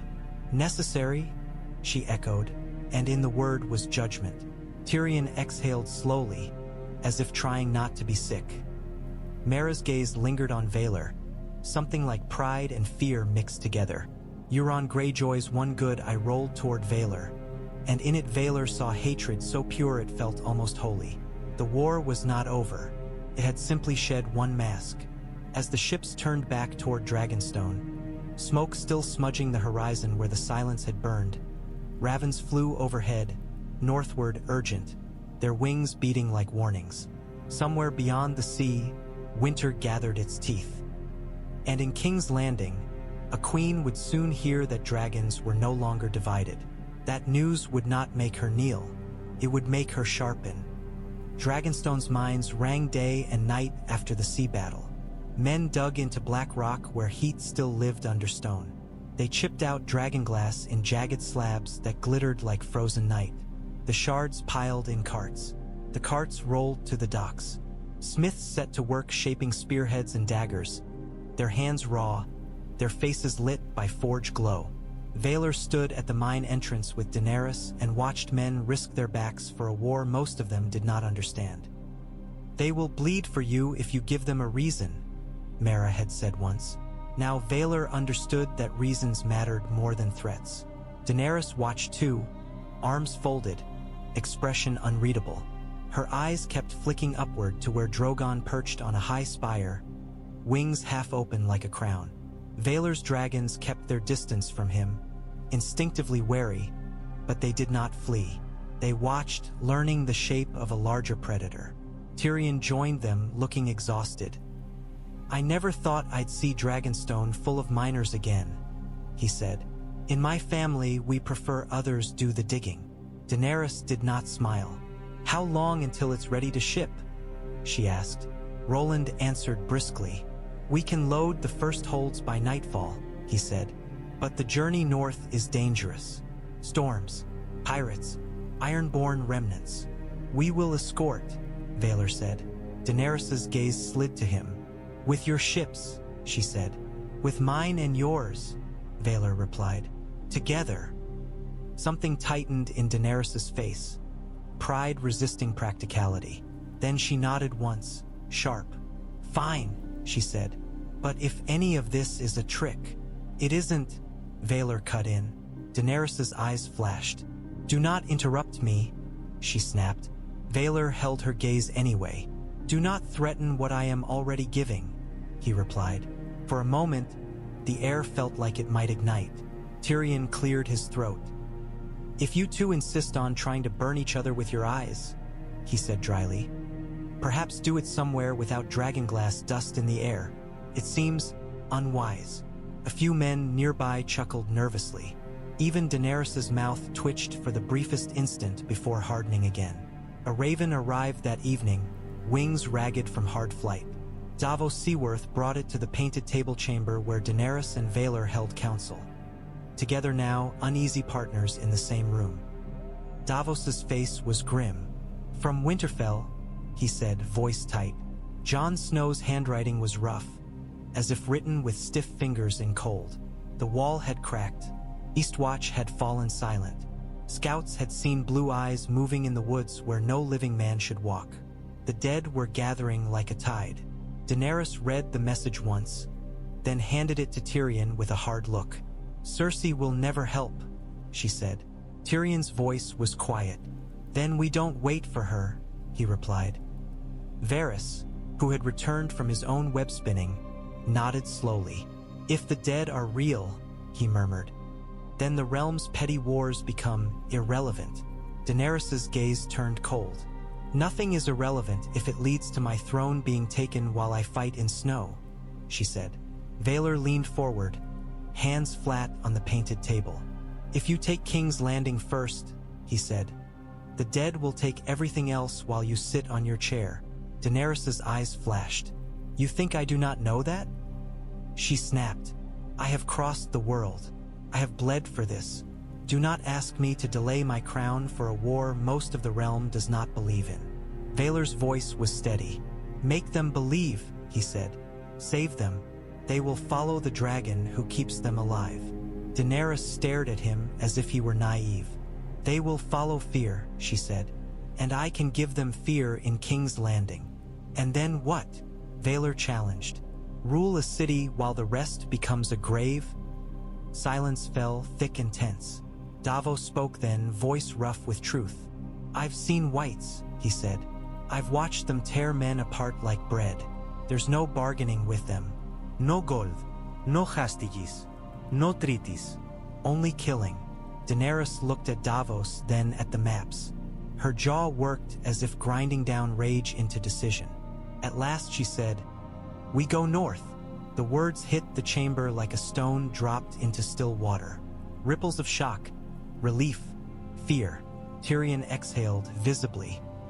Varys's eyes softened slightly, as if believing in her again. Grey Worm remained expressionless, but something in his posture eased. Valar felt a surge of grim approval. "Good," he said. Daenerys's gaze snapped to him. "Do not mistake this for submission," she warned. "I go north because I choose to, not because you command it." Valar nodded once. "I understand," he said, "and I will go too." Daenerys's eyes narrowed. "With your hatchlings?" she asked, dismissive. Valar's mouth tightened. "With my dragons," he corrected. "They are young, but they will learn." Daenerys studied him for a long moment. Then, unexpectedly, she said, "Your pale one," she murmured. "Ghost Wing." Valar's eyes flicked to her. What about him? Daenerys's gaze was distant, thoughtful. He does not roar, she said. He watches. He acts. He reminds me of something old. Valar did not know what she meant. Perhaps she did not either. Outside, the wind howled around Dragonstone's towers. Ships creaked at anchor, being loaded with black glass and steel. Dragons shifted on stone perches, restless. The realm was turning north, and in the turning, old rivalries did not vanish. They simply waited, patient, like embers beneath ash.